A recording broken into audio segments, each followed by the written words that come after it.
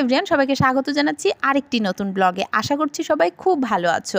গতকাল লাঞ্চের পর অফিস চলে গিয়েছিলাম, তো অফিস থেকে ফিরছি রাত 9টার মতো বাজে, অর্থাৎ গত রাত থেকে ভিডিওটা আবার স্টার্ট করছি। আশা করছি তোমাদের ভালো লাগবে। তো আমি আসলে ফিরছি, তো হাজব্যান্ড বারবার কল দিয়ে আবার ডিস্টার্ব করছে। তো ভিডিও আর কি করে করব বলো, বলছে যে এখনও হয়নি, মানে বাবু মনে হয় তাকে বিরক্ত করছে, সে কাজ করতে পারছে না কোনো, এই কারণে ফোন দিয়ে ডাকছে। আর 9টা বেজে গেছে, ছোটো মানুষ হয়তো ঘুম এসে গেছে, আর আমি থাকলে একটু খেলা করি ওর সাথে, পড়াশোনা করাই, ওর সময়টা কাটে। আর আমি না থাকলে তখন বাবাকে জ্বালাতে পছন্দ করে, আর ওর বাবা আবার একটুতেই বিরক্ত হয়ে যায়, ওর সাথে খেলতে টেলতে পারে না। তো তো তখন মনে হয় কান্নাকাটি বা কিছু করছে, তো আরও টেনশান হয়ে যায় আমার ফোন পেলে, যে কি জানি কি হলো। এদিকে রিক্সা তো আর উড়িয়ে নিয়ে যেতে বলতে পারি না, বেশি জোরে চালালেও আজকাল অ্যাক্সিডেন্ট হয়ে যায়। আবার বাসায় এসে দেখছি বারান্দার দিকে কোনো বাতাস টাতাস কোথাও কিছু নেই। তো যাই হোক, এসে তাড়াতাড়ি ঘুমিয়ে পড়েছিলাম, তেমন কিছু আর রাতে করা হয়নি। তারপর উঠে গেছি একদম ভোরে, অন্ধকার থাকতে উঠে মুরগির মাংস রান্না করলাম আজকে, বেগুন ভাজা, বাবুর জন্য ডিম পোস্ট, ডাল রান্না করেছি শশা দিয়ে।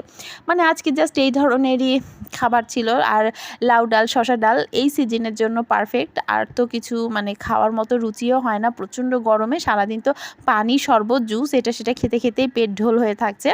তো দুপুরের রান্নাটা সকালবেলা কমপ্লিট করে টেবিলে গুছিয়ে রেখে আমি অফিসে চলে গিয়েছিলাম 8টার মধ্যে, যে 1টার দিকে আমার হাজব্যান্ড বেরোবে, তো তার আগে আমি ফিরে আসবো লাঞ্চের জন্য। তো সেই মোতাবেক 1:45 আগ দিয়েই বাসায় ঢুকেছিলাম। ঢুকে আর গিয়ে আমরা লাঞ্চটা একসাথেই করেছি। তারপরে হাজব্যান্ড চলে গেছে তার কাজে।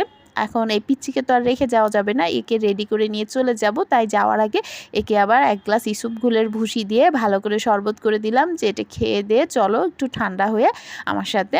তাছাড়া বাইরে যে প্রচণ্ড রোদ, ছাতাও নিতে হবে। আর ও তো ভালো করে ভাতটা তো খায় না, একটু একটু খায়, এই জন্য ওকে আবার 1 গ্লাস শরবত খাইয়েই নিয়ে যাব। এখন মানে এই সিজনে অন্য কিছুর থেকে বেস্ট হচ্ছে শরবত, স্যালাইন এই জাতীয় খাবারগুলো।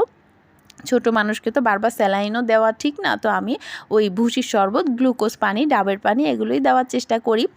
আর ও খুব খুশি বাইরে যাবে বলে। আর স্কুলটা ছুটি হয়ে গেছে, তোমাদেরকে তো বলছিলাম যে ওর মঙ্গলবারে পরীক্ষা শুরু হবে, আগামী মাসে 2 তারিখ পর্যন্ত চলবে। এদিকে স্কুল বন্ধ করে দিয়েছে প্রচণ্ড গরমের কারণে, দাবদাহের কারণে।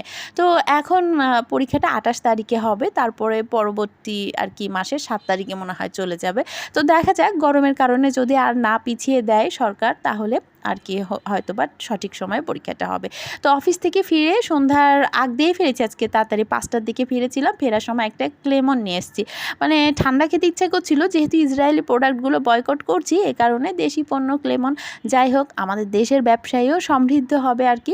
তো নিয়ে এসে কোল্ড ড্রিঙ্কস খেয়েছি। আর বাইরে আজকে অফিসেই আমরা নাস্তা করেছিলাম, বিকালে চা নাস্তা করা হয়েছিল, তাই বাসায় জাস্ট কোল্ড ড্রিঙ্কস নিয়ে এসে খেয়েছি। একটু পর মেয়ের বাবাও চলে এসছে, সেও ওই কোল্ড ড্রিঙ্কস খেয়েছে। পরে আমি আর মেয়ে বসে বসে সিনেমা দেখছি আজকে। ওর আবার হঠাৎ করে এই লাগান সিনেমাটা খুব ভালো লেগে গেছে, তো কখনো আগে দেখেনি তো, এবং গানগুলো শুনে বলছে আমি এটা টিকটকে শুনেছি, মোবাইলে শুনেছি, রাধা ক্যাসে না জ্বালে গানটা ওর ভীষণ পরিচিত। তো আমি বলছি গানটা তো বাবা সিনেমারই। আজ তবে এ পর্যন্তই, ভালো থেকো সবাই, টাটা।